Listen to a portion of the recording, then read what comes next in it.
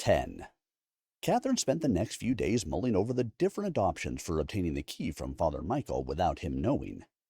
Images of the exact moment she gained access to the cupboard ran in a loop through her head. She could see the outcome, the dual victory of pulling off the key heist and gaining all the answers to her questions. This vision made the blood pump through her veins. She needed to know exactly what Sister Nora had planned for her. Catherine refused to believe it was too late for her to escape the nun's attention, as Father Michael did. She wasn't like the other girls. She couldn't live each day in anticipation of pain, hoping she might succumb to her injuries one day and escape this hellhole by dying. Her mother had always told her that she was a deceptive, resourceful child, so she figured now would be the perfect time to live up that reputation. It was time to use those traits to her advantage, to fight for her life. The following week, when Sister Eunice was assigning all the orphans their chores for the week, she volunteered to clean the chapel. "I'll do it, sister," she sang while raising her hand with a false level of enthusiasm. All the girls hated this task and considered it akin to punishment, with every inch of the place right down to the pews and chalices needing to be meticulously polished and shined with beeswax. It was a time-consuming task. It wasn't unheard of for some of the girls' hand joints to lock from the repetitive task. It was usually reserved for those who had angered Sister Nora throughout the previous week, but not enough to warrant her usual abuse. She used it to torment them, ordering Sister Eunice to assign the role to whatever girl she had on her list. "Why would you want to do that, Katherine?" Sister Eunice asked without even looking up. She was a plump woman around 30 years old, with a round, bulging face and beady eyes. She was naturally suspicious about everything. Katherine had heard that she suffered from gout and couldn't stand for longer than a few minutes at a time. Katherine thought she was utterly useless, but she intended using the nun's weakness for her own benefit. "The sooner you have someone to clean the chapel, the sooner you can cross it off your list and retire to your chambers. That is what you want, isn't it?" "You, child," the nun said with a sneer, "would do best to keep your mouth shut. However, you can clean the chapel. I expect every surface to shine by the time you're finished. Off you go, everyone!" she screamed as she hobbled towards her dormitory. Catherine cared little for the well-being of Sister Eunice's legs. She only wanted access to the chapel for one reason. Part of cleaning the chapel included cleaning the office, which is where Father Michael would leave his overgarments before beginning his sermon. It was a perfect chore for her to carry out her plan.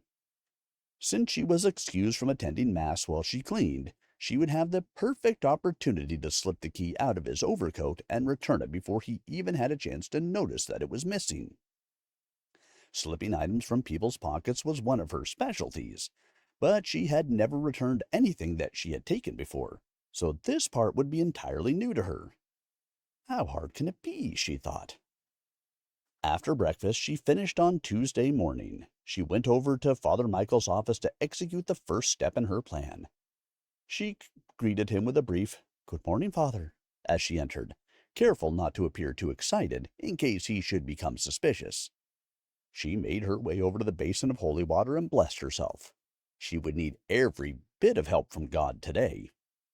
Thankfully, Father Michael paid little attention to her as he was busy poring over the Bible in preparation for his sermon. Catherine started to dust the paintings at the far side of the room. She had to play her part in carrying out her chores, at least for a few minutes until Father Michael had left the room. She kept a discreet eye on him as she worked. A few minutes later, he glanced over the top of his reading glasses at the antique clock on the wall and snapped the Bible closed, then disappeared inside the small room at the back of the office that he used for changing into his robes. He emerged dressed in his priestly attire. "Nearly lost track of time," he said as he shuffled past. He gave her a quick nod, brushed off an invisible wrinkle on his robe, and strode towards the chapel. If it had been any other day, and if she didn't know his true nature, Catherine would have found his awkwardness quite humorous. She knew he was avoiding her, most likely afraid that she might tell someone his secret. Her opinion of him had changed drastically since his revelation. He disgusted her. Even looking at him made her curl her lip. But her new opinion of him made the execution of her plan so much easier. She didn't feel bad for stealing from a priest.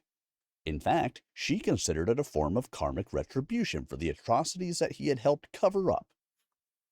As soon as she heard the opening hymns begin to play, Katherine wasted no time. She dropped the duster on the floor and ran into the room where he had dressed only a few minutes prior. She thrust her hand into the right-hand pocket of his coarse coat and felt the key right away. She pulled it from the garment and looked down at the key in her palm. She'd done it. Now all her nerves were gone, and she chuckled. That was easy, she thought, but then realized she couldn't get ahead of herself. The hard part was yet to come. She only had approximately 40 minutes to pull this off, and she couldn't risk being caught. She strode over to the office door and eased it open, being careful not to allow the door to bang behind her. She didn't want Father Michael to hear it in the middle of his sermon. She tiptoed down the steep steps outside, looking around her as she did to make sure that no one was around. Her gaze fell on a large rock that was part of the border of a flower bed. She wedged the muddy rock at the corner of the doorframe to stop it from slamming and sprinted over to the main building towards Father Michael's own private chambers. The sound of the congregation chanting their prayers was ringing in her ears as she ran towards her destination. As we forgive those who trespass against us, and lead us not into temptation, but deliver us from evil,